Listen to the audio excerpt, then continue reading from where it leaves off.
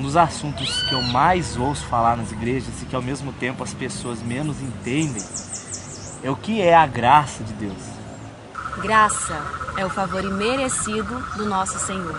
É algo que nós não merecemos, mas ainda assim Ele insiste em fazer por nós. A graça de Deus, ela é aquele favor imerecido. É Deus me dando o que eu não mereço. Ele me dá o que eu não mereço, Ele me dá o amor dEle, Ele me dá todo o carinho dEle. E Ele não me dá o que eu realmente merecia, que era a condenação, era o inferno. Lá em João 3,16, diz que Deus deu o seu Filho unigênito, único, para que todo aquele que nele crê não pereça, mas tenha vida eterna. Essa, para mim, é a mais pura demonstração da graça do nosso Senhor.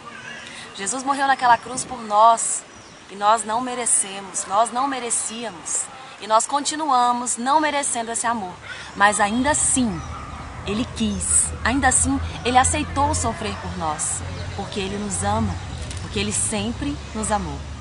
Romanos 5,8 fala que Deus prova o seu amor para com a gente, em que Cristo morreu por nós, sendo nós ainda pecadores.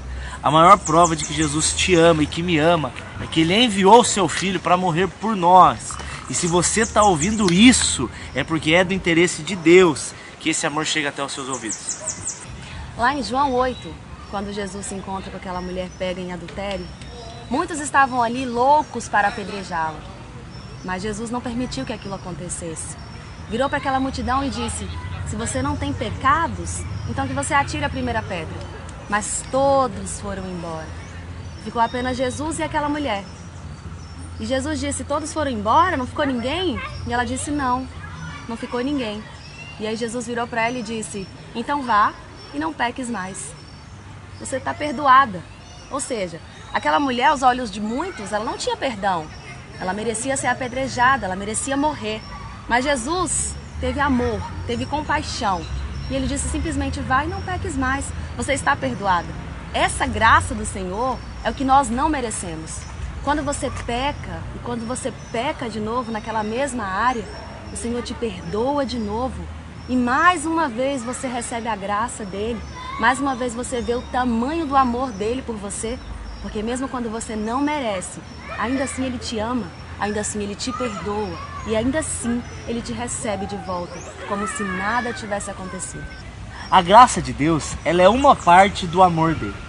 Metade do amor de Deus é a misericórdia, a outra metade é a graça. Quando Deus olha para a situação do homem e percebe que o homem está indo para o inferno, Deus tem misericórdia. Quando Deus decide morrer por esse homem, quando Deus decide provar para esse homem o seu amor, porque Ele tem a graça. Deus ouvir a minha oração é misericórdia, Deus responder a minha oração é a graça. Deus olhar para o meu estado perdido é misericórdia. Deus me chamar de filho e me colocar rumo ao céu é a graça. E quando você entende a graça do Senhor, quando você percebe esse tamanho amor que Ele tem por você, é comum que você passe a andar diferente. É comum que você não siga mais os desejos da sua carne que grita todos os dias. Mas você começa a renunciar o que ela te pede ou o que ela quer e passa a andar em santidade e passa a fazer aquilo que o Senhor deseja que você faça. Isso não é porque alguém te cobra, ou alguém te impõe, ou alguém te obriga a fazer isso. Você passa a fazer por puro amor, porque você vê o quanto vale a pena e o quanto a graça do Senhor não é de acordo com o que nós fazemos. Nada do que você faça pode fazer com que Deus te ame mais ou te ame menos. Esse amor é de graça. Quando você consegue entender a morte de Jesus naquela cruz por mim e por você, você passa a andar diferente. Você passa a andar em santidade. Efésios 2,8 fala que é pela graça que nós somos salvos. Eu não sou salvo por ser bonzinho, eu não sou salvo por boas obras, eu não sou salvo porque eu fiz alguma coisa que agradou a Deus. Eu sou salvo porque Deus tem misericórdia de mim, me ama e pela sua graça Ele me chama para a vida eterna. A partir do momento em que eu reconheço que Jesus morreu por mim, a partir do momento que eu reconheço que Ele é o Deus e a vida eterna, a partir desse momento a graça de Deus passa a ser uma realidade para mim. Eu ando salvo por consequência, eu faço boas obras por consequência, a fé eu tenho por consequência da graça de Deus ter sido derramada sobre a minha vida. Lá em João 4, quando Jesus conversou com aquela samaritana, talvez você não lembre agora, mas Jesus foi muito misericordioso com aquela mulher. Ela já havia tido vários maridos e Jesus foi bem no cerne da questão. Pediu que ela chamasse o marido. E ela disse: mestre, não tenho marido. E Jesus respondeu: respondeste muito bem. Você não tem marido e esse com quem você está também não é seu marido. E o Senhor poderia muito bem tê-la julgado, tê-la apontado o dedo e ter dito: você está errada, não ande mais assim. Mas não, o Senhor apenas disse para ela: eu sou a água viva. Se você tomar dessa água, você nunca mais vai ter sede. E a palavra conta que essa mulher ficou diferente depois que se encontrou com Jesus. Ela passou a andar de uma forma totalmente graciosa. Por quê? Porque ela conheceu a graça do Senhor.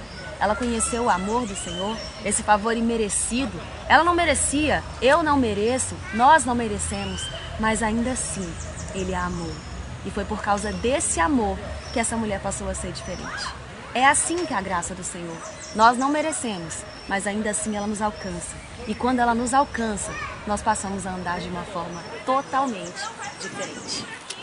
Tito, no capítulo 2, no verso 11, fala que a graça de Deus se manifestou trazendo salvação a todos os homens.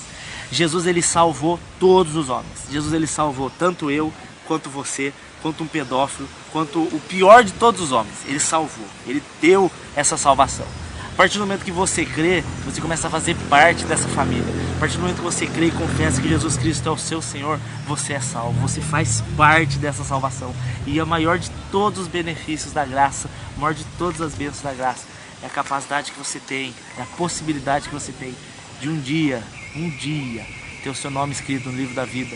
E quando Jesus voltar, ou se você morrer, você vai estar junto dele. João capítulo 14, Jesus me promete: onde eu estiver, vocês estarão comigo. Para mim, o ponto máximo da graça é Jesus me chamar para habitar junto com Ele por toda a eternidade. Eu não consigo negar esse amor, eu não consigo ficar longe desse amor, porque esse amor me conquistou. E um dia, vocês vão ver que isso foi verdade. Não gostei desse final.